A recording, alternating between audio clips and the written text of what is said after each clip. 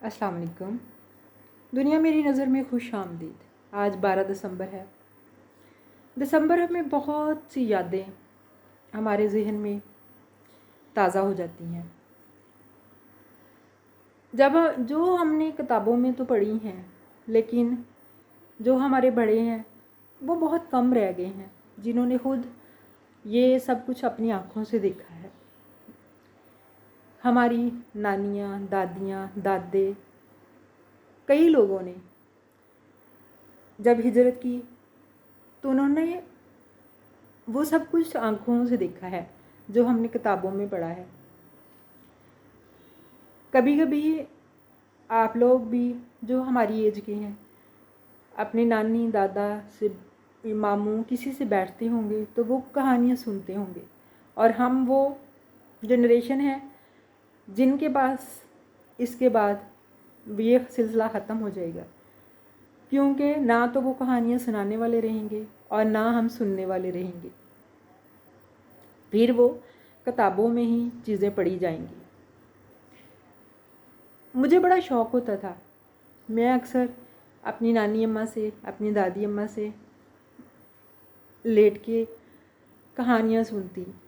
वो जब हिजरत करके आए तो मेरी नानी अम्मा एक वाक़या बड़ा दिल खराश सा सुनाती हैं कि देखें, इंसान जब हिजरत करता है या कि कभी तकलीफ़ में होता है तो अपनी सकी औलाद को भी बाज़ का तो उसको अजीब सा लगता है। कहती हैं कि मेरे मामू जो थे उनका जो उनका बेटा था उसकी तबीयत ख़राब थी। उनके 3-4 बच्चे थे उस टाइम जब उन्होंने हिजरत की। तो कहते हैं वो सबसे छोटा था, उसकी तबीयत ख़राब थी, बाकी बच्चे भी छोटे छोटे थे।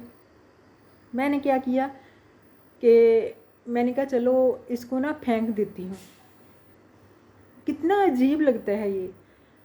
उन्होंने उसको फेंक दिया। कहते फिर मैं थोड़ी आगे गई तो मेरे दिल को ऐसे ना कुछ हुआ।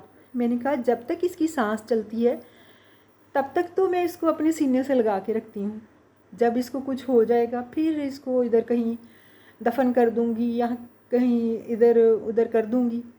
कहती मैं फिर उठा के ले आई, और आज मेरे मामू माशाल्लाह से 77 ईयर ओल्ड हैं और अपनी ज़िंदगी गुजार रहे हैं।